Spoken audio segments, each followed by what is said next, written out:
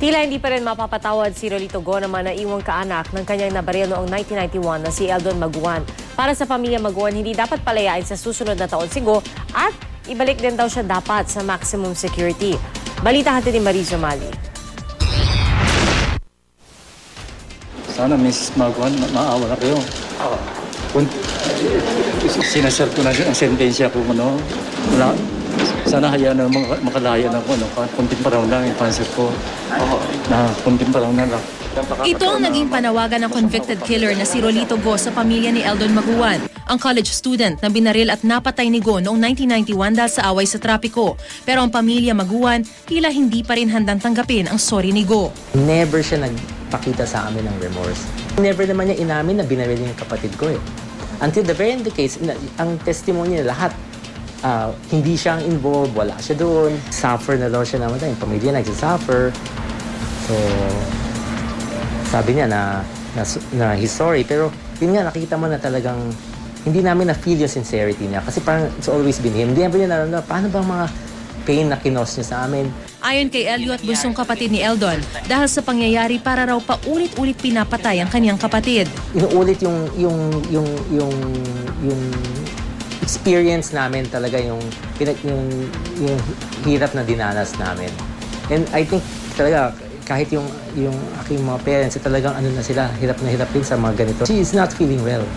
That's, even before that, yung father ko nagkasakit na yun siya because of all the stress na nagawa ng case, no? At yung pagtakas dati ni Rolito Go.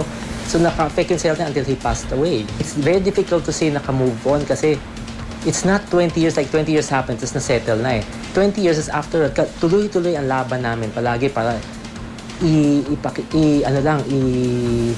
ipakita lang na hindi tama itong nangyayari na to.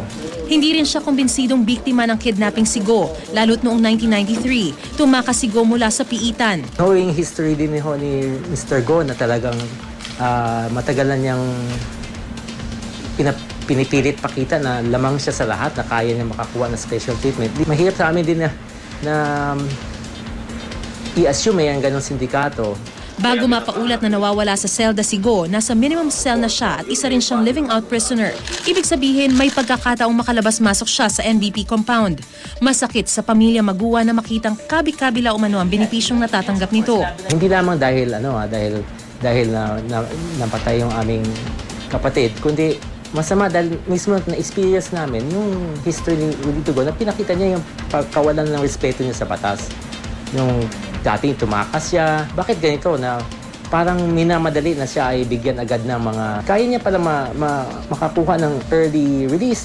Pero laking gulat daw nila nang mabalita ang nakatakda na palang palayain si Go sa susunod na taon. Dati na raw nilang tinutulan na mabigyan si Go ng executive clemency dahil sa medical condition nito. Maaari naman daw makapunta sa ospital si Go para magpagamot kahit nakakulong. Nais din nila itong mabalik na ng tuluyan sa maximum security cell. Mariz Umali, GMA News.